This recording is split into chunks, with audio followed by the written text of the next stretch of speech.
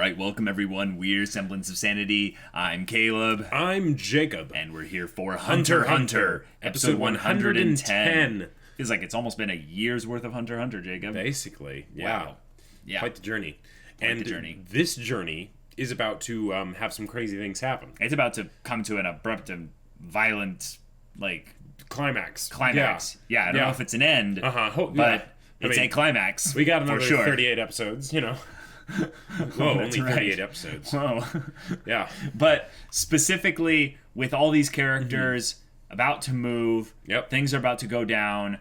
The Chimera Ants are pseudo-prepared, mostly prepared. Right. How many things are going to go wrong, Jacob? A lot, hopefully. All the things or most of the things? I hope it's just chaos, where everything just feels like a flip. It's just a bunch of dice. A bunch are bad, a bunch are good, some are meh, and you just don't know. Yeah, I do have a personal preference of the Keikakudori, and I love it when a plan comes together. Oh, I do too. But you know what? But this is that one time I feel like I don't want the plan to go well. Yeah, I want the plan to be full of people having to adapt and just do things on the fly. Here's the way I see it. Make it up as you go along. If this was like a D&D dungeon delve, yes, you could have everything go perfectly and the PCs planned perfectly and they handled the dungeon just fine.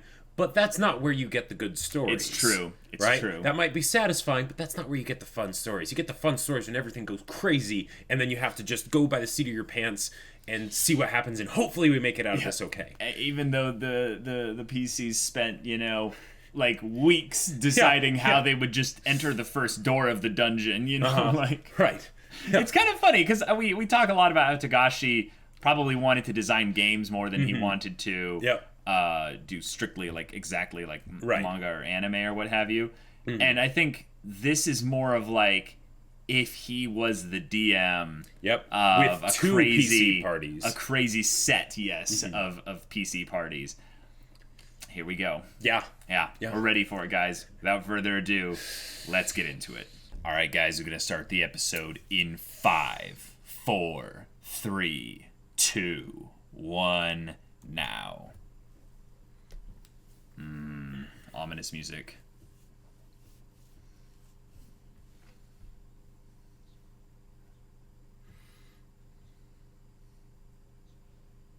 Okay, yep.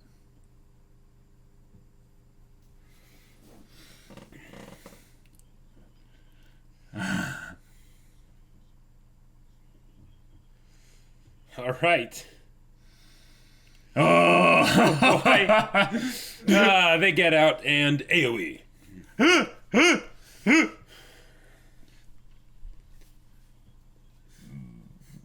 Now is not the time, Caleb. Now is exactly the time. It's never the time. Yeah, if I'm going to hold on to a semblance of sanity throughout this, it's going to be through humor and lighthearted memes and stuff. For me, it's going to be through sadistic giggling. I feel like sadistic giggling will come eventually.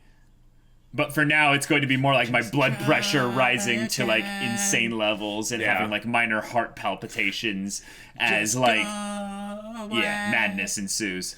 Yep.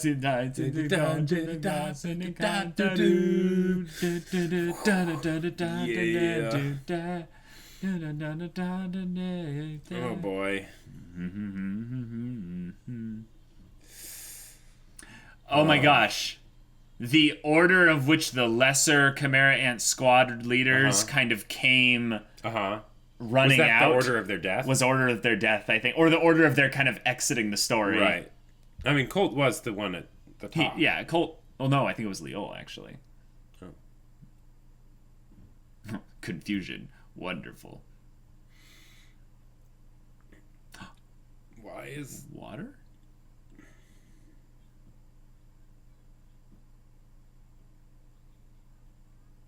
Oh, okay.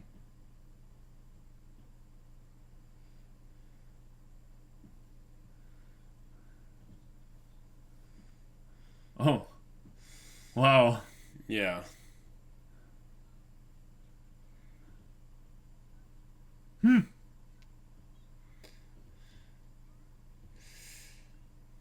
It's a great idea, except he's dead.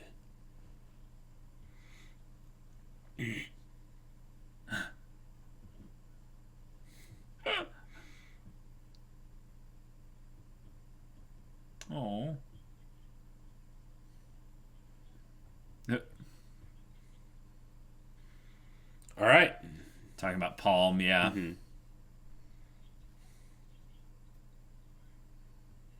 Oh, yeah.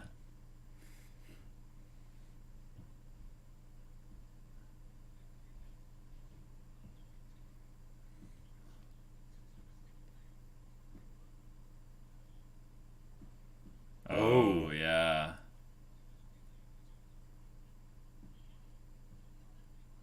That's a very problematic detail.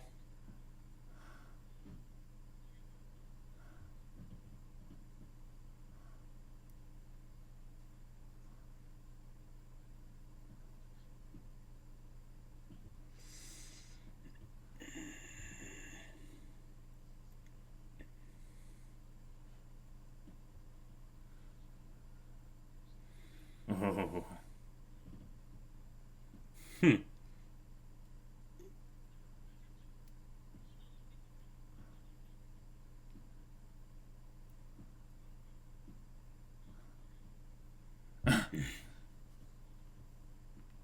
Wow. Everyone's got their, oh.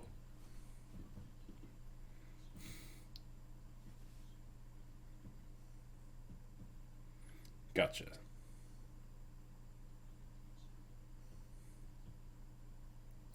You're just now finding Nav. them. Yeah.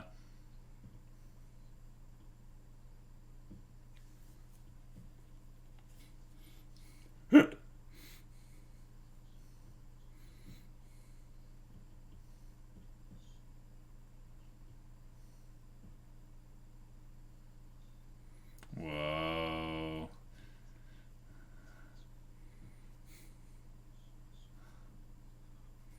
And why haven't I smelled it? Yeah.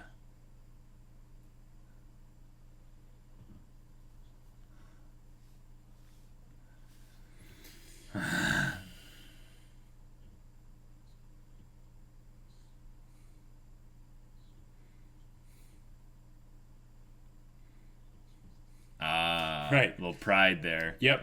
Good. He wants to impress the higher ups, so he doesn't get them involved. Wow. Oh crap. That'll lead him to the exit point.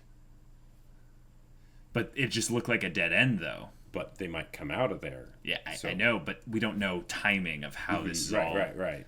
happening.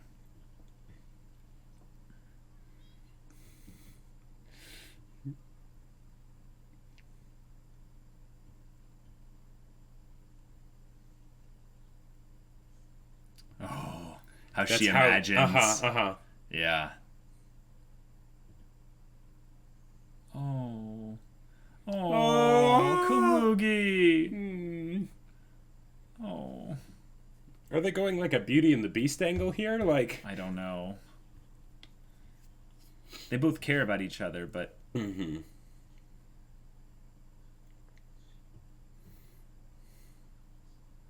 whoa. Yeah.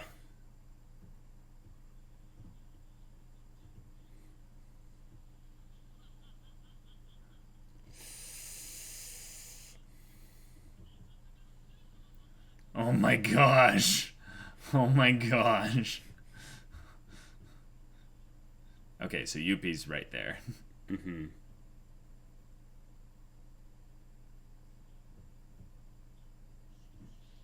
Jeez! Whoa!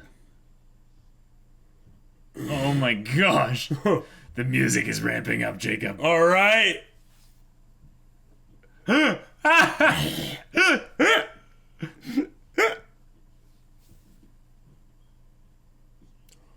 No way.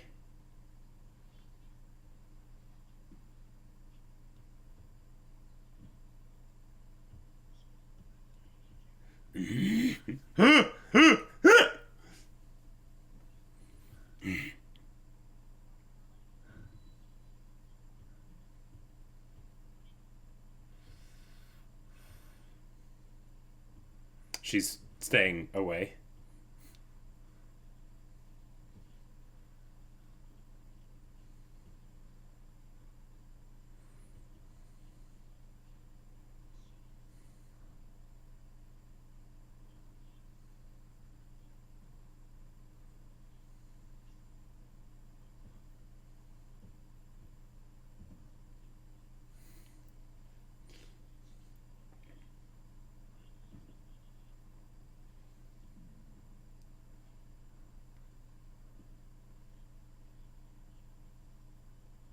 my gosh. Wow.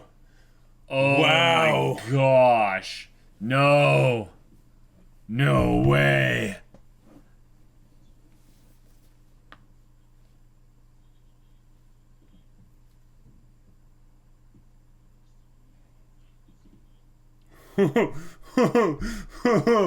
Wow.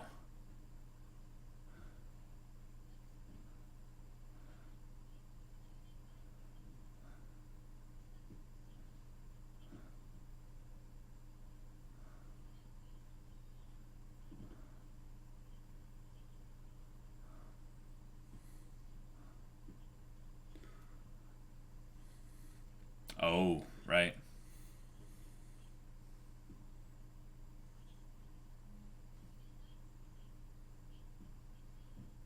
So kill them.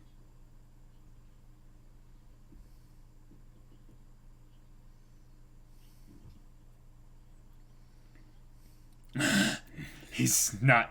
He's like, okay, I get it.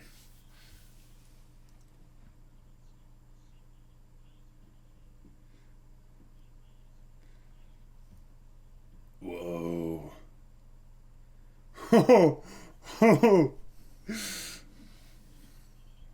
Oh, wow. Holy crap. Oh, boy.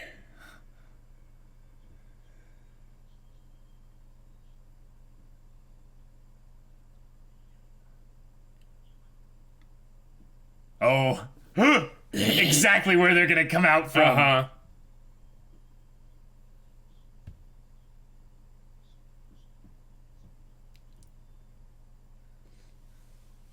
No. No. This is where Pito mentions it.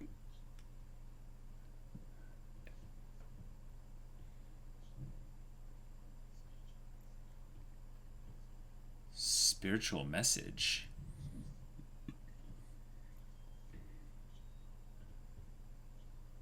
That's a form of communication, spiritual message. Mm-hmm. I am very curious as to what it actually is.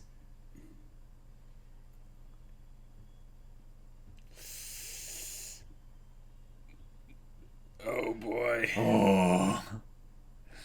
Wow. This is all just more build-up. We might not even get the attack. Like... Okay, good.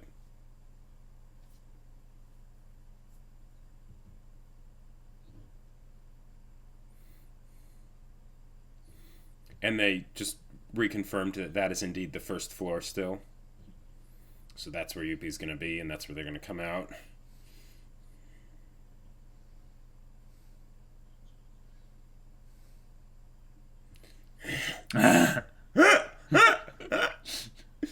He's still got the bruise. Yeah. Oh.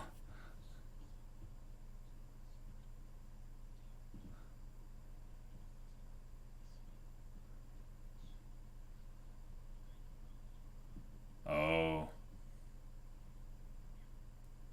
Oh.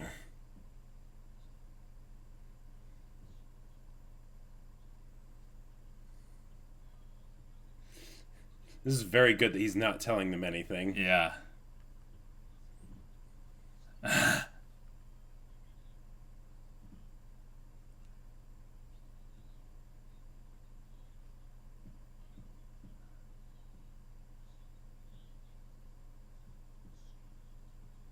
Oh.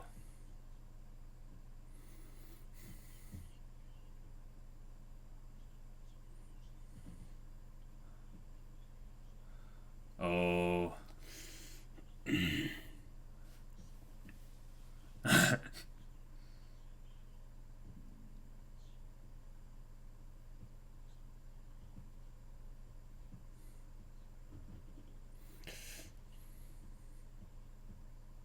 That does make sense, yeah. Mm-hmm. Wow.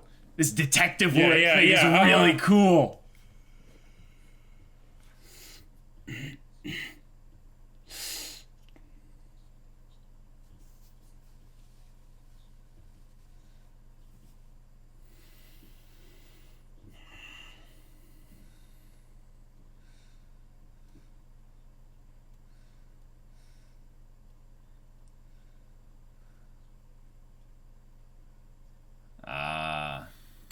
Hmm.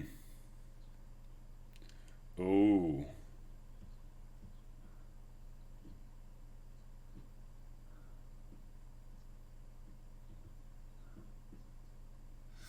Right.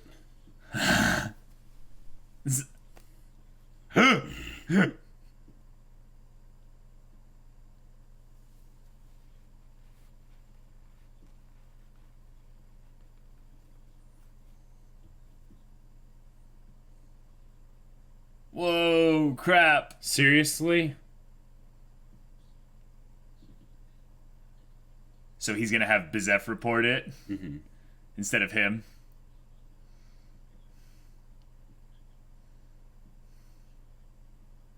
Oh my gosh. Yeah.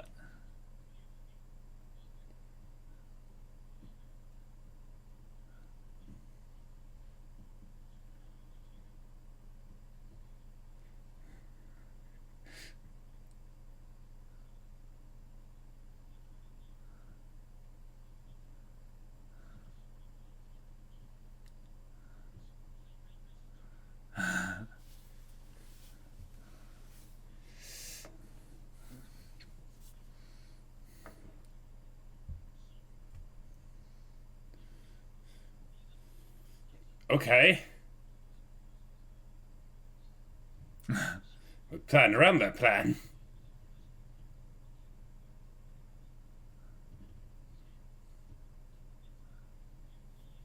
Wow.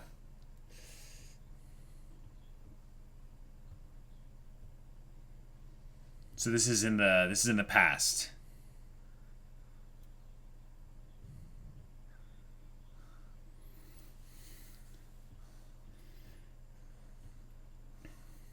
So he said it's over a day before the selection. So gotcha. But so this was happening concurrently when the group was planning things.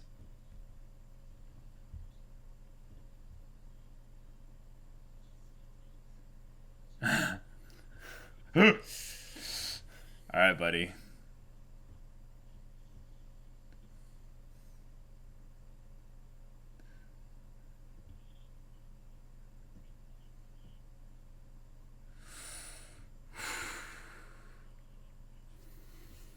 okay.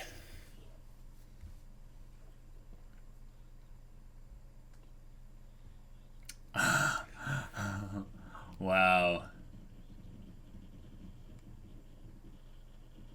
Okay.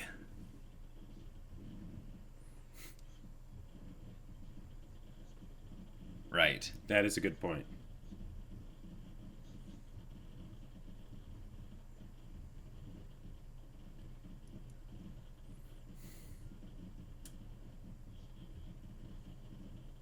No, that's bad for breathing. Oh. Yeah.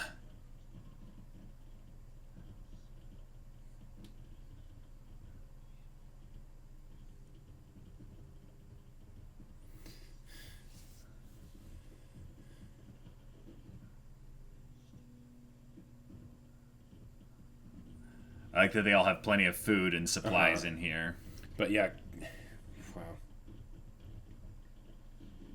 Oh.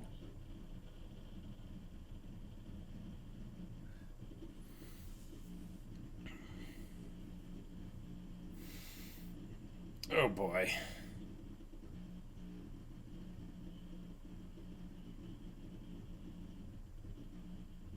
Cool. So we're now kind of aware of where this fits in the timeline of what's going on with the Royal Guard. But all that stuff with Palm and everything was way before this.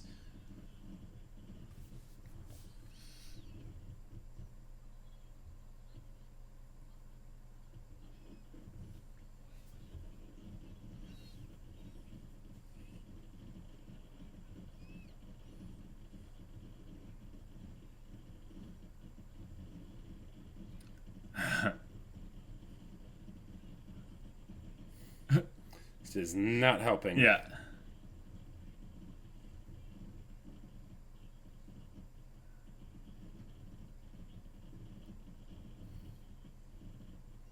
Oh.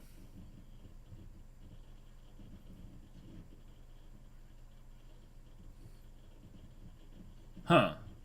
That's true.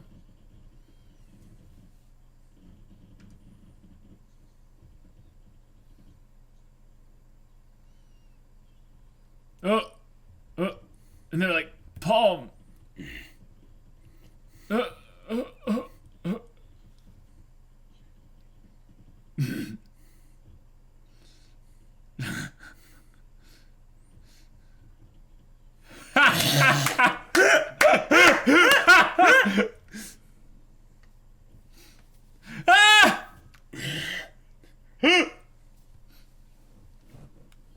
You can never overthink something. You would say that, Killua.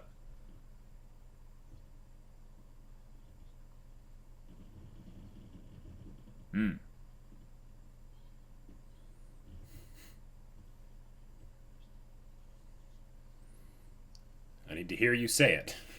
Yeah.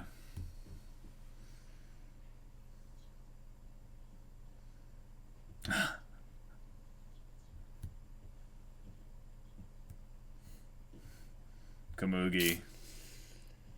Yeah. That is just a theory. It's true. But, yeah.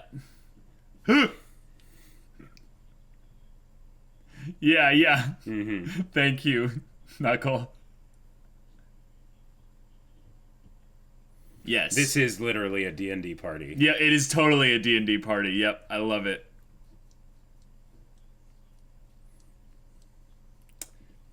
See, that is the question. At some point, you have to just go, whether you're ready or not. Yep.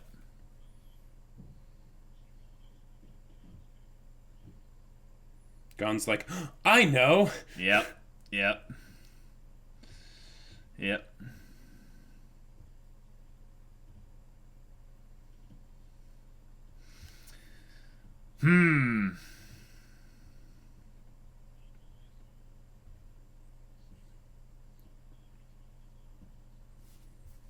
Yeah, psych profile. Let's cool.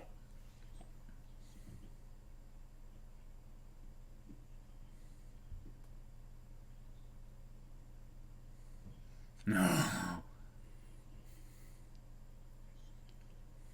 Oh. All right. Yes. He was. But yeah, he's trying to dispel the conversation. That was really clever.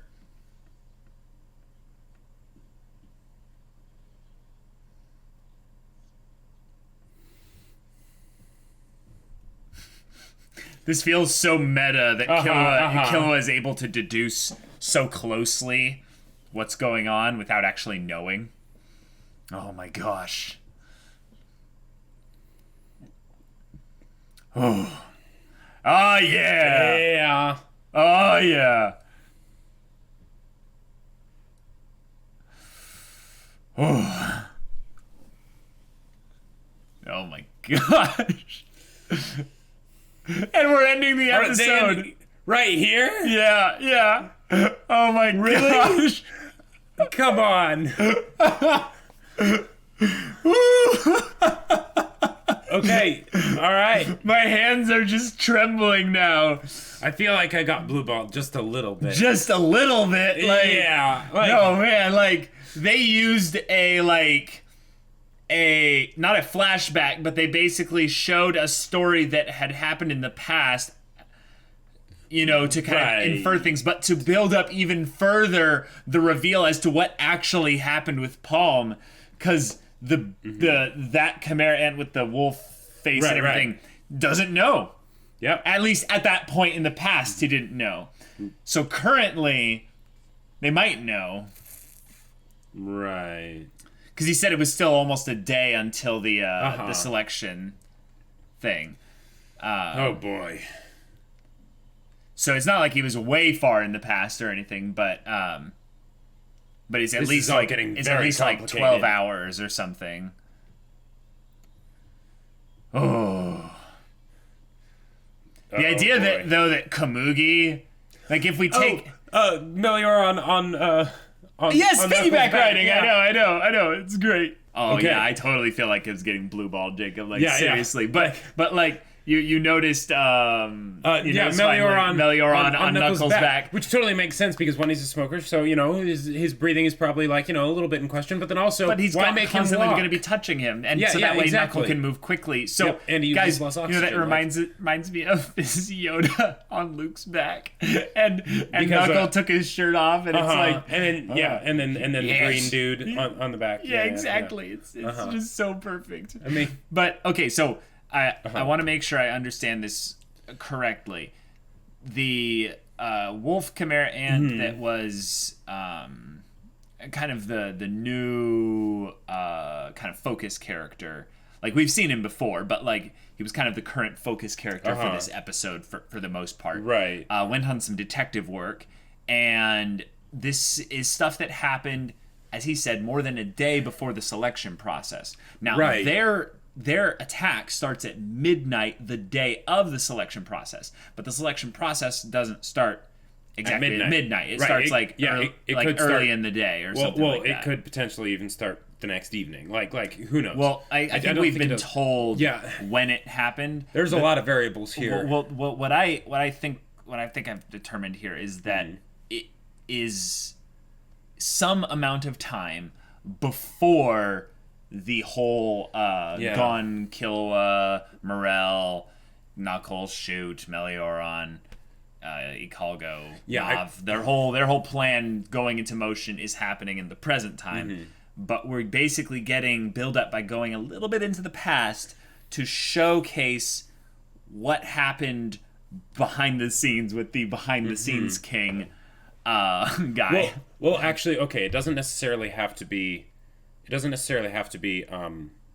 the past. In the past. Why not? Because when we at the end of the previous episode, we saw them basically, like with the castle and in sight and everything. But at that point, they weren't in the rooms yet, or they had been, but then they came out. So then going back in to go into the actual palace. So the point of it is, I think that the things with Palm, like Palm, like being either dead, or Palm being either captured and interrogated or something like that, is something that's going to be revealed, like, when we're having the plan in motion and we're going. Exactly, yeah. And it'll be, like, kind of a, kind of a nunny, or, like, oh no, like, Palm revealed some, like, information or something like that. Because their whole thing this episode was, you can't predict the unexpected. Right. You can't expect the unexpected. Hunter's whole motto. Yes, and it's basically the show reminding us that unexpected things will happen. Even from the peons that are just trying to make up a story to turn things more into their favor, so that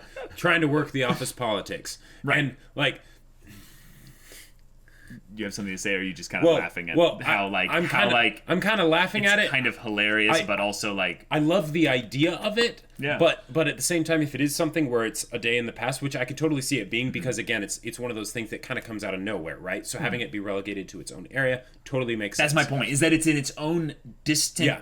And I feel like portion of the story, and that will get connected, but it's not getting connected now. And they made plenty of references to what the other, like, the Royal Guard were doing and stuff, like talking about how Shia LaBeouf, he's doing his wing scale thing, or stuff like that. Well, what they mentioned was, I think they were trying to show 2 points in time by saying that, like run with me here. Is that the wolf one was saying that, it's this amount of time before the selection process. And they're like, we have 10 minutes left. Nav comes in and says, the Royal Guard are starting to move. They just had a meeting, which was the meeting when they were talking about how the king is being kind of moody. And that's probably what he was connecting it to. And then he's like, now they went back to their positions. Well, okay, but regardless of whether it's there is a day thing or not, I think that's going to end up kind of being a minor detail anyways. I know. The main thing is just that there is now another variable that's added to the mix, in that it's not just the Royal Guard and the King to worry about, it's what the underlings and the peons are doing and everything. Yeah, but we already knew they were there. I don't think it's another variable. Because literally it's like Palm's thing is just up in the air. This is them just providing context to the stuff that was up in the air up until this point. Sure. So now we have some context. Yeah, so we have her conflict set up, and since they're going to be splitting the party, this is what Palm will have to deal with, this is what Akalgo will have to deal with. Yeah, and that's it. Yeah, okay. And that's it. Okay, now... I mean, unless something really weird happens, this is going to be a segment of the story of the attack that will be located in the kind of the basement cellar on the first area floor, of the first level of the dungeon. Yeah. Well, like not even the first level. I'm talking like the Bezef underground stuff. Now the crazy things that happened this episode was everything pretty much that involved Meruem, with his asking about who he is, the thing of, Kamugi wondering how he was doing and stuff, and his orders to the other royal guard, and, smacking Yuppie and Neferpito being like, hey, we've all been hit now. Like, she's like, hey, we've all lost. Woohoo, the king has 3 victories under his belt. Right. Yeah. But then him saying like, no, I don't want you to be like observing and stuff. It's bothersome. It's like, oh man, crap. Like, this is one of those things where almost this makes me even more worried because it's setting up things to randomly, coincidentally be really good for the good guys. Right. So that's just making me worried if it's just prep for crash down to the depths of despair. Or not that the crash down to the depths of despair is going to happen. It could be that the royal guards will each act on their own impulses. Sure. And that's just going to make things unpredictable. Right. And we forget, like, at least I forget every once in a while, that the whole idea of the royal guard is that one of them alone could, like, wipe them all. Like, the way I see it, that's how bad they are. Yuppie being at the base of the stairs is basically the equivalent of a Balrog, like from Lord of the Rings. So, yeah. That's basically just saying, no, you shall not pass. Like, right. I am the one who guards the gate. The way is shut. Yes. It was made by those who are Chimera ants, and Chimera ants keep it. The way is shut. Yeah. The king's up there. Scary things are up there. You don't want to go up there. Or he just kind of chills and he's like, yeah, you can go up there. The king will kill you in like no time at all. But and I'm gonna take my attrition, my own slice of the cake before you guys go up there or something. Sure. Who knows? Attacks of opportunity. Right. Specifically with this wolf Chimera ant, though, I loved the detective work. There was a lot in this episode where you could tell that certain characters are just really intelligent, but also it's kind of a storytelling trick where you can't prove that they're not that intelligent. Right. So by having them figure out things just enough to where they know that this is something important, but they don't know why. Right. And at the same time, it expedites things. Well, and here's the other thing. This is one of the things that I feel like only HunterxHunter could really do this and pull it off. Okay. Is that there was a lot of exposition this episode. Yeah. By a character we didn't really have much of a connection to, right? Nope. Right. For all intents and purposes, we've seen him before, but he's a new character. For all intents and purposes, he's a new character. For all intensive purposes. Yep. But they were able to make him exposit and be wrong. Yep. And have it be interesting. Yes. Because now, for the most part he was right. Right, he was right about a lot of things, but then with other things he's just off, and he can't be right really. Because one of the things that can happen a lot of times, especially when things get complicated like this, is that people will make these expositing like conclusions and stuff, deductive reasoning and things like that. And it's like, okay, you shouldn't be able to know that, at least not with certainty. You might have a suspicion of that, but the world isn't always perfectly logical, right? Yeah. So, like you can do that. The whole like profiling like thing, mental, like get in their heads and all that stuff. Or just the cause and effect relationship of events. You just go, well, if this happened, that means this happened. Right. And then, if that happened, then this happened. And Knuckle is like, whoa. Yeah. You can't use cause and effect multiple times in a row. Yeah, there's some gaps in your logic and contradictions. And with this wolf Chimera ant here, it's one of those things where the fact that he's like, I will be the king from the inside, and all that stuff. It's like, it's so scummy and so kind of like petty and kind of lame, but ambitious as well. Ambitious in its own way, and it makes me so excited because, like, I feel like this is not necessarily placed in the proper spot, but at the same time, it's kind of one of those juxtapositions where while all this epic just stuff is just getting ready to happen. He's like, here's this guy, he's like, all right, I'm gonna figure out how to get a raise. Like, you know, like that's basically what he's doing. What like, it is. There could be explosions and like crazy things happening outside. He's like, all right. He is kind of getting a raise out of this whole situation too. Like, I mean, let's be real. He's just like, going around the palace. Like, it's just. I hope, like... You're also a sucker for wolves, so, like... Okay, yes, I do love wolves. I do love wolves. And the idea that he's like, I'm on the trail of something, and he's taking himself super seriously. I don't know yet. He's taking himself super seriously. Yeah. But his existence is, like, minuscule. Minuscule in the grand scheme of things. I think that he's a proper potential antagonist to Palm, though. Andy Colgo, yeah. Andy Colgo. Mm-hmm. So I feel like if Palm's little kind of storyline keeps building as they're doing this in parallel with what's happening essentially in, I think, present time, that could be really cool in that we could build some dramatic stakes of Palm's situation actually affecting the overall attack, because if she gets exposed and what have you, in what is currently the past, it's like, oh crap, things could actually be going into a trap and we just don't know it yet because that storyline hasn't been fully resolved on screen. And that's just a clever, I think that's more of just an ambitious writing trick rather than really the best way to do things. Sure. But it's still really fun. Time jumps are generally a bad idea. Or just non-linear storytelling. Right. Non-linear storytelling, even if it's not like an actual plot thing or like time travel or anything like that. Yeah. Non-linear storytelling is generally a bad idea. But you can do some cool things with it. Yeah. If that is what this is. One of the things that I realized, now, one of the things we talked about way back when, and I don't think this is it, because I feel like if Palm had been discovered and just killed, right, as an intruder by, like, one of the royal guard, we would have heard mention of it. But because the wolf guy didn't actually mention to Yuppie or any of the royal guards what he thinks is happening, it could be, this would be a bit of sick humor, but it could be that they already found out about Palm, just killed her, oh, yeah, whatever, okay, we killed her, all right, but that was clearly no big deal, we figured that out, Right. And he's all, like, trying to figure things out, and being like, oh, I can't tell them because I can't let them know that I'm doing this, so I'm gonna he's running on an expired quest line about a bomb, when it's like, no, that quest's already been completed by somebody else. The bomb thing was just to manipulate Bizef. There is no bomb, and he knows it. No, I know, but Bizef, he's going to go mad, being like... Yeah, I really don't care about Bizef. I don't either. I just want to see him scurry. Oh, yeah. Yeah, Bizef the rat, basically. Big stuff, yes, with Meruem.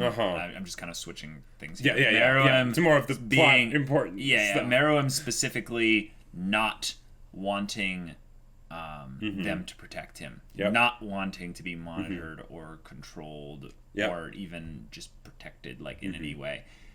It's basically like the kind of thing now where, like I mentioned a while back, that I saw like a stupid amount of outcomes for kind of the Chimera Antarch in general. You're like Doctor Strange, just no, but like I think like 6 of them just like deleted themselves from existence because of Meruem's actions this episode. Yeah, this was like, guys, he is making like ridiculously stupid mistakes right now. He's acting based on his emotions, which is a very human thing to do. And the thing, as he becomes more and more human, specific endings that I have in mind start to make a lot more sense than others. Cool. It's going to be really cool, but this is not going to be a happy ending. Yeah, if you think this is a happy ending, you haven't been paying attention. But I mean, like, not a happy ending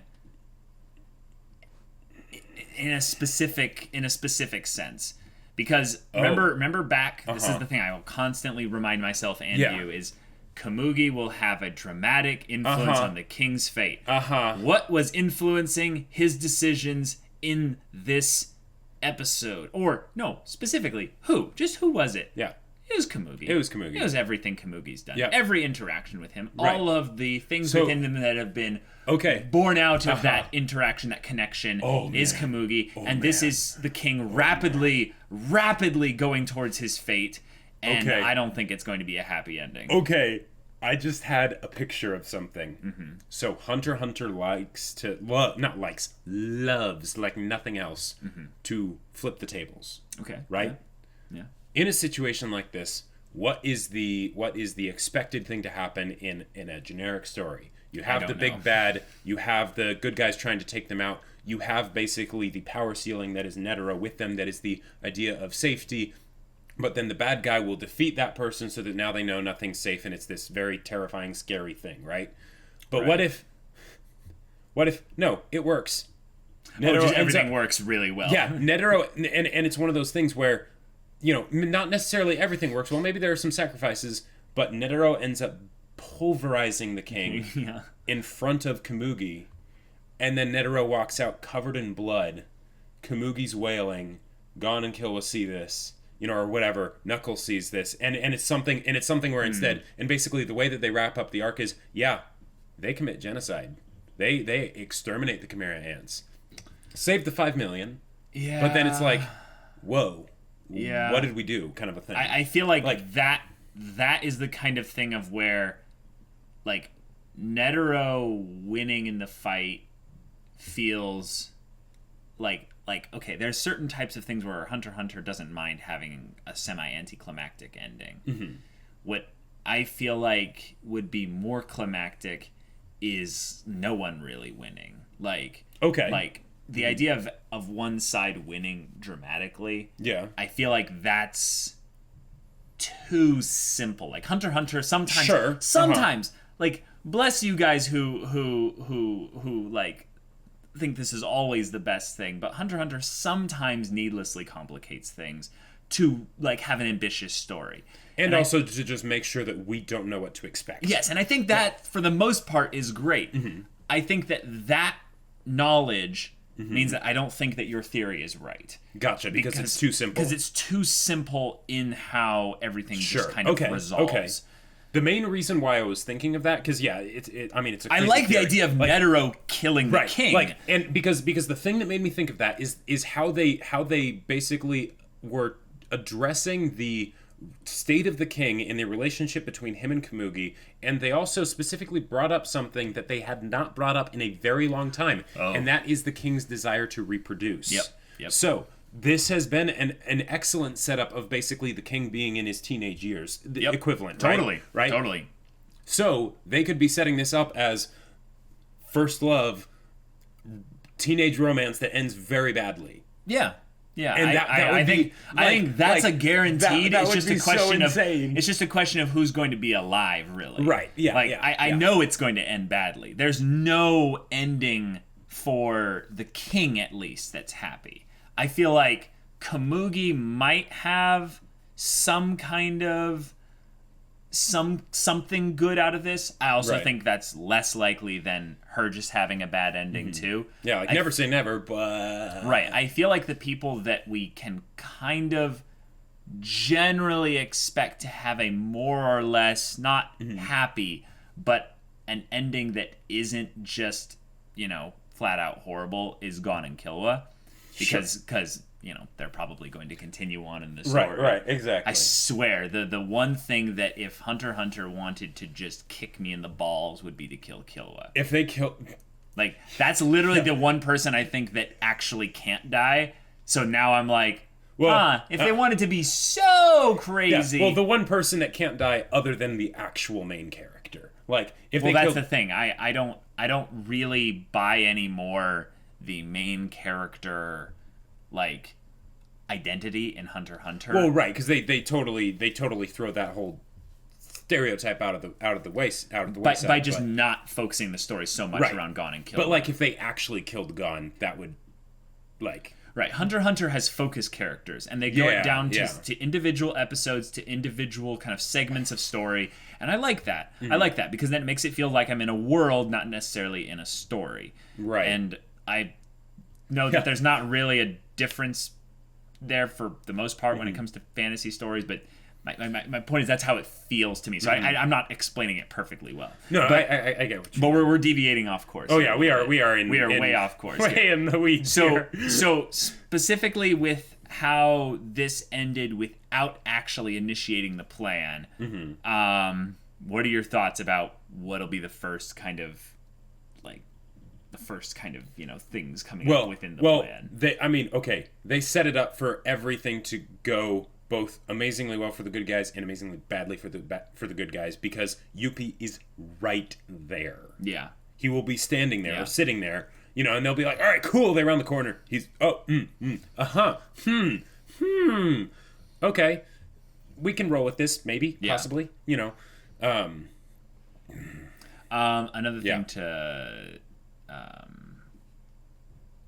bring up is that the drone ants send out telepathic messages. Yes. But the regular ones receive it, but I don't think they can. I don't think it's two-way communication, send it. Right, because it seemed like when they said, it's such a pain when, the peons send out their messages, like, that's the thing that they do, that's the reason they keep them around, kind of a thing. Right.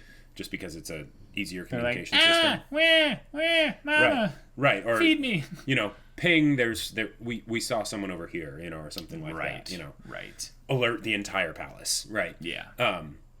But boy. Yeah. Oh boy. I kind of really want HunterxHunter to basically flip the table so much that you can't pick up the pieces. Like, because that's that's the main reason that stories don't, is because it's not about the actual shock of the thing that happens. It's what do you do next? after that, yeah. right? Yeah. But I feel like HunterxHunter is the kind of story that might just be like ballsy enough to really go for it. Well, I think that they'll go for it, but the main thing that HunterxHunter has making this okay is that it's a world. It's not necessarily like... They can wreck one area and have it still be okay. Well, wreck one area, but more so wreck an entire cast of characters and have it be okay. Yep. But that's where I think I'm mostly certain that Gon and Killer are going to be okay throughout all of this. Mostly. The fact that we have to use mostly about the main two characters of the story. That's a little bit scary. Cool. It's pretty awesome. But I am like, okay, this is where, like, again, I'm just reiterating this. There's like a tier list in my mind of people that like can't die. And it's like only like 4 people long. And like, Killua tops the list. Killua tops the list with like Gon coming in like barely behind him. But like Gon and the next person on the list is like a dramatic It's drop. like when Killua draws like this is how powerful you are, this is how powerful I am, this is Hanzo, over there's Hisoka. Like, Right. In this case, the next person who I am like almost certain now, like this is where I want to preface this like a lot. I'm almost certain that Knuckles not going to die. Oh, but if they did, that would... Now that's the thing. That's the thing. The comparison is that I'm pretty sure, like I'm 99% sure Gon and Killua will be, fine. They'll live. Right.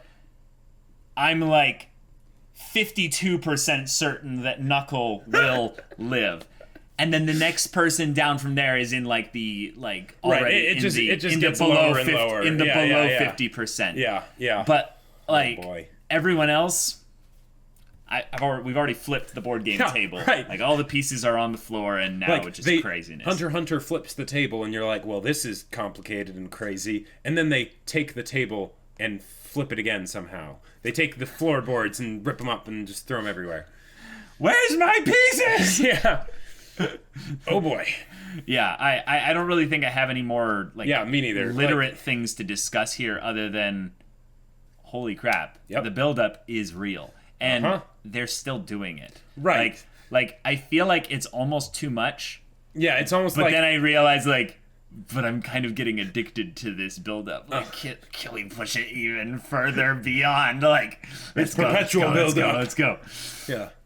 Yeah. So guys, good stuff. If you want to watch the next 2 episodes reactions right now, go check out the link in the description below for our Patreon. You can get on early access there. Comes with Discord access where you can chat with us about stories or non-HunterxHunter, like non-spoilery HunterxHunter stuff.